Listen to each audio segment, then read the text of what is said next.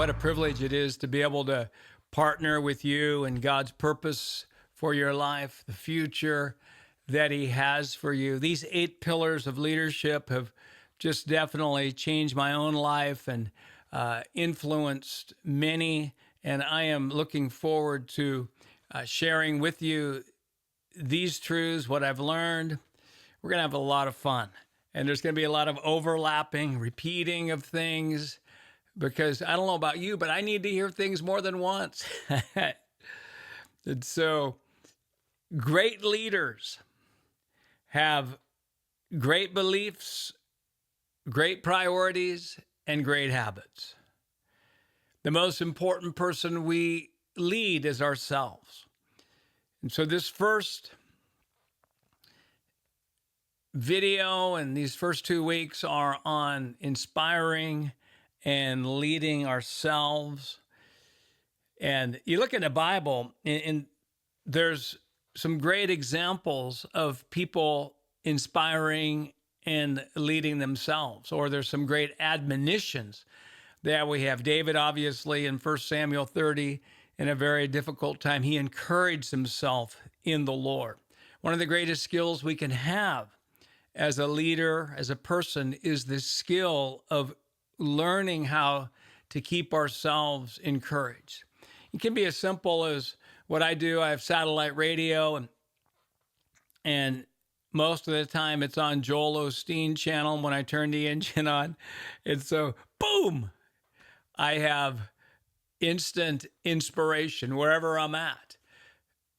Worship music is another form of that. The habits that we have, the things that we bump into, church attendance, regular fellowship, podcasts we listen to. Obviously, you being a part of this mentorship tells me a lot about you, that you're hungry to grow, you're hungry to get equipped.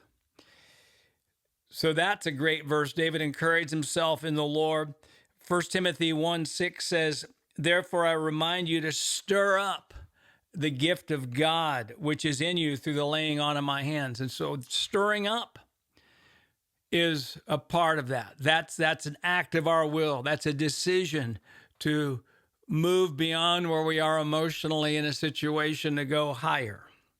Philippians 4:4, "Rejoice in the Lord always." And again, I say rejoice in case we were speed reading. Rejoice, rejoice, stir up the joy. Psalm 42, verse 5, "Why are you cast down, O my soul? And why are you disquieted within me? Hope in God, for I shall yet praise Him." Psalm 103, verse 1, "Bless the Lord, O my soul, and all that is within me, bless His holy name." Hey, soul, here's what you're going to do. You're going to bless the Lord. And anything else, all that's within me, anything else down there, you're going to bless the Lord too. Romans chapter 12, verse 11, in the first part of chapter 12, "Not lagging in diligence, fervent in spirit, serving the Lord, rejoicing in hope." 1 Timothy 1:18, Paul told a young leader named Timothy this, and I know I'm talking to young leaders. I'm a young leader. Our youth is being renewed as the eagles. "This charge I commit to you, son Timothy, according to the prophecies previously made concerning you, that by them you may wage the good warfare." We have such a great example, so many of us, with Bill Johnson here at Bethel Church, and how he's warred a good warfare with the prophecies that have been given to him, how he's stirred himself up, how he's inspired himself with his 3x5 cards. Prophetic culture is so important in this step, in this habit of encouraging, inspiring ourselves. And there's so many more, but one more that I'll mention is delight yourself in the Lord, and He shall give you the desires of your heart.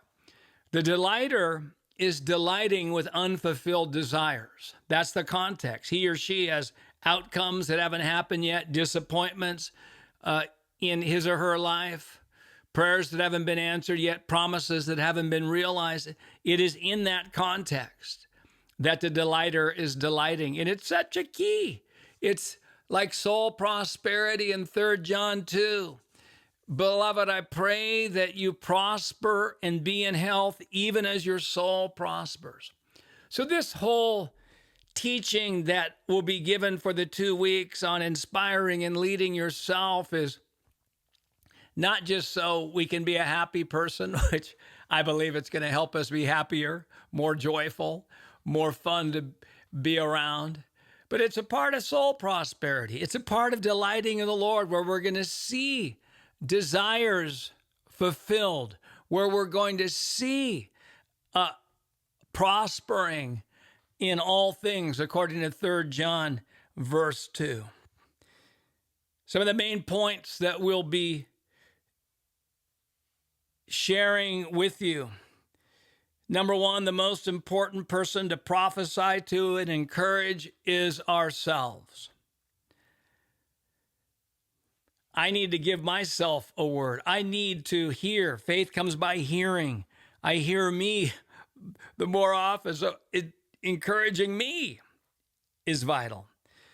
2, just as coaches inspire their teams towards passion, enthusiasm, and to overcome challenges, we coach ourselves to do the same.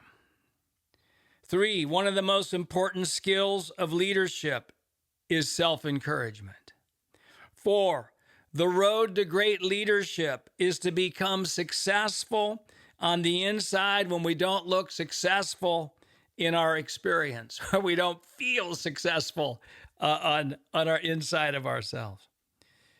5, we can get excited that we too get to defeat the giants that we all get to defeat in the new covenant, our mindsets called strongholds, such as pessimism, victimhood, insecurity, shame, unworthiness, pride, fear, frustration.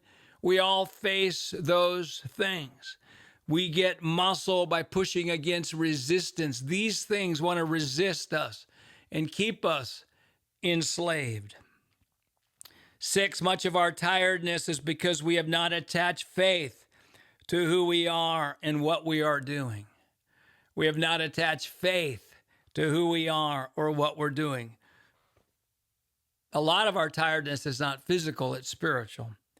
And then lastly, I want to just share what I'm not saying as we get into these 2 weeks. It's important to know what I'm not saying, because I get excited, you get excited about these truths. But here's some things I'm not saying. I'm not saying we should feel condemned because we are struggling emotionally. Secondly, I'm not saying we do not need personal ministry or counseling at times to help us overcome the past. And 3, I'm not saying we should be insensitive to others in our attempts to be inspired. Well, with that said, we're going to have a great 2 weeks here on inspiring and leading yourself.